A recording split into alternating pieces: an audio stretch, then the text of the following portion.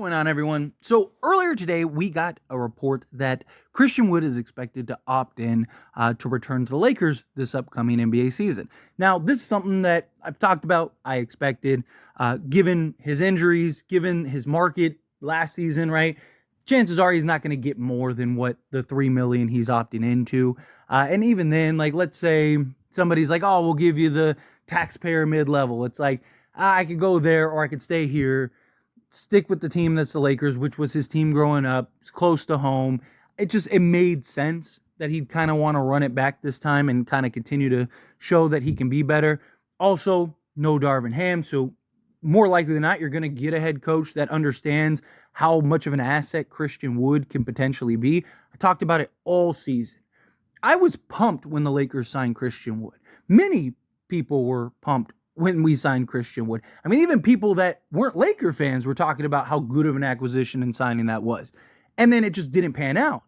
But I don't think it necessarily panned out because of Christian Wood. I think it didn't pan out because Darvin Ham utilized him awful. Him, Rui Hachimura, and Spencer Dinwiddie were the three guys that I was just like, Darvin Ham has no idea how to use these guys, right? Because, again, the beauty that makes Christian Wood is his versatility, his ability to play the 4, his ability to play the 5, even on some occasions play the 3. I was even talking about it in the Denver series. Throw him on Michael Porter Jr. No one else can stop him anyway, so what's the worst that happens? At least you have a 6'10", 7'3" wingspan guy that can maybe disrupt his shot, right? We even saw him in the NCAA tournament literally clamp up Kevin Durant, and he's actually really good defending out on the perimeter and his versatility there. Right? Because he's good at using and understanding his length, creating that space, and then because he has that 7'3" wingspan, he can kind of close out and challenge. And then if the guy tries to blow by him, he's quick enough laterally. He's not like super quick, but he's enough with created space to where he can stay in front of guys. He's good at operating the pick and roll, all of those things. But Darvin Ham utilized him instead of a guy with Christian Wood. He's a guy that you can put down low, and he can just go get you a bucket. Oh, and he can stretch the floor and knock down the 3 out of 38% clip.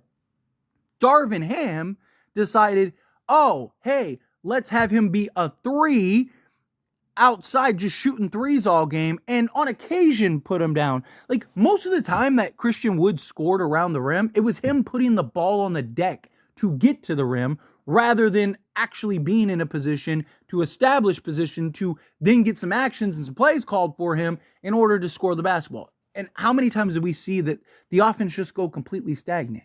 And it's like you have Rui Hachimura, you have Christian Wood, two guys that are excellent mismatches on the block. Put them down there, dump it down to them. Let's try to get an easy bucket here, right? And it's just incredibly frustrating that he was just not properly utilized. But another big thing, and based on the title of this video, I'm sure you're like, oh, okay, here it goes, right? Rui Hachimura. Now, look, I would love for Rui to stick around. I'd love for Rui to stay. Again, Rui Hachimura was another guy that Darvin Ham, I felt, utilized him awful. He was much improved shooting the 3 ball, much improved in that role. He kind of adapted to that 3, but he's not a 3. Go look at all the games in which he started and played the 4. They were all his best games. He set a career high playing the 4 when LeBron was out. Why? Because he's a 4. He's not a 3. And Darvin Ham just kept forcing him to be a 3. And then, oh, why does Rui suck? Well, because he's playing out of position. Right? So unless he's shooting the 3 ball well, guess what? He's not being properly utilized.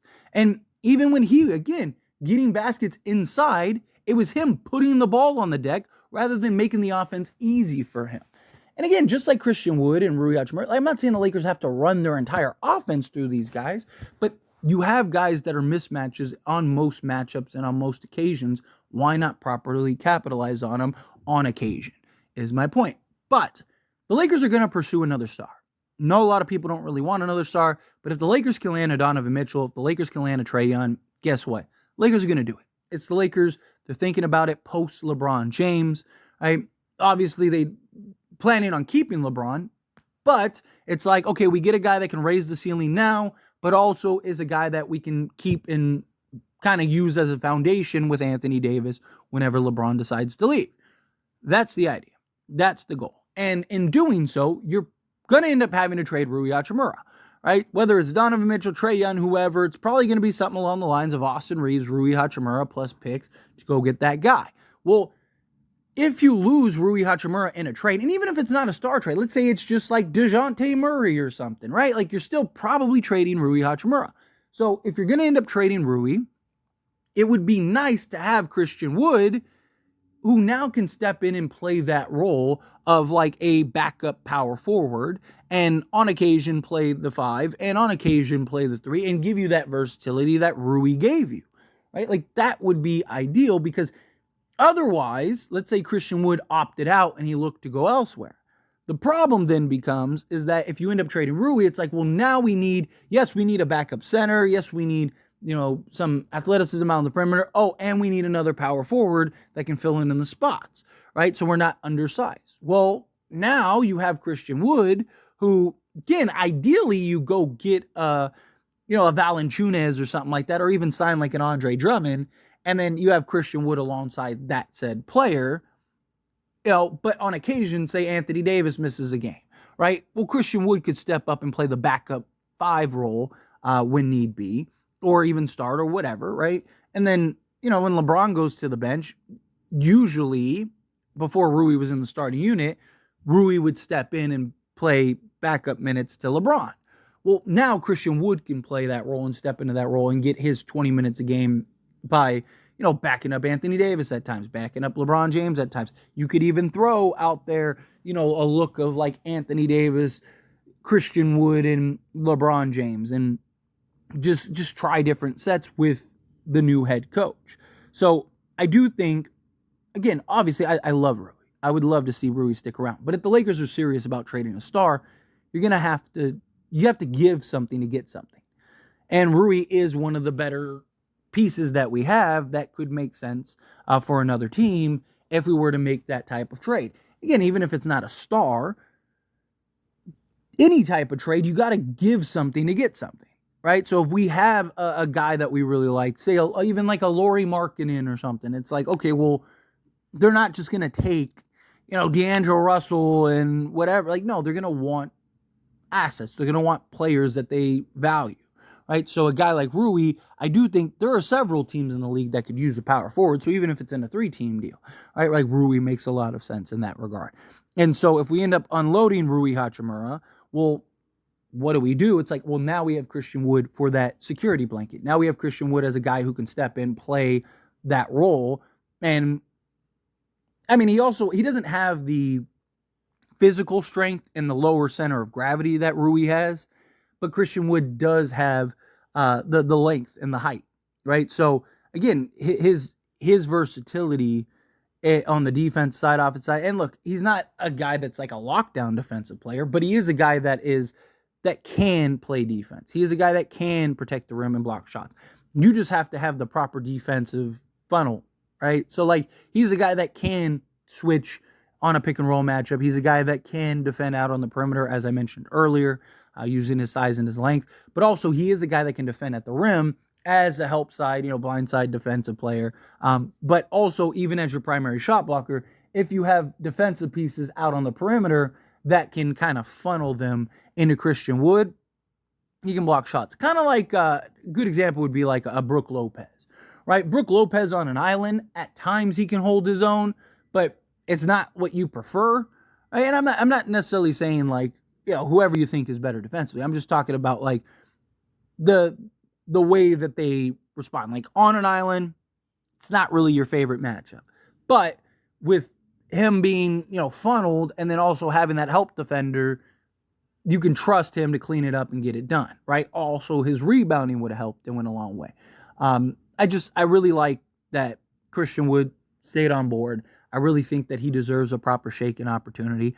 I was very excited and very pumped when the Lakers signed him, and I'm excited and pumped now because and I'm not saying he has to be a guy.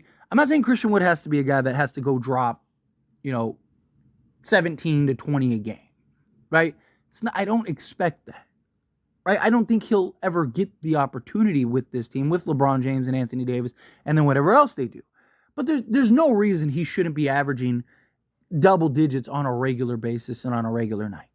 I mean, this is a guy that easily should be getting you 12 to 15 maybe, right? On any given night, right? On a good night, like he's hot, 15, but on most nights he's giving you, 10 to 12.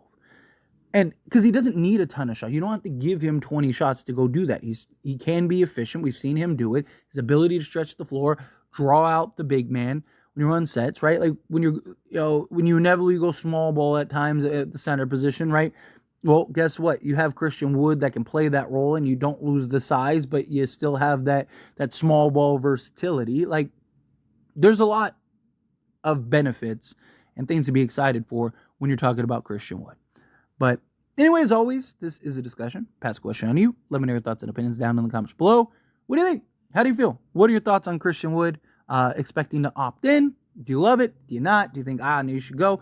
Again, he's a vet minimum guy that we're gonna need to round out the roster one way or another. And at least he's a versatile guy that can have an impact and play the game of basketball, right? Like, if he was making $15 million a year, I'd be like, it's not great, right? But at a vet minimum price, I mean, he's going to give you more than what you could ask for from that regard. So, again, love your thoughts and opinions. Let me know.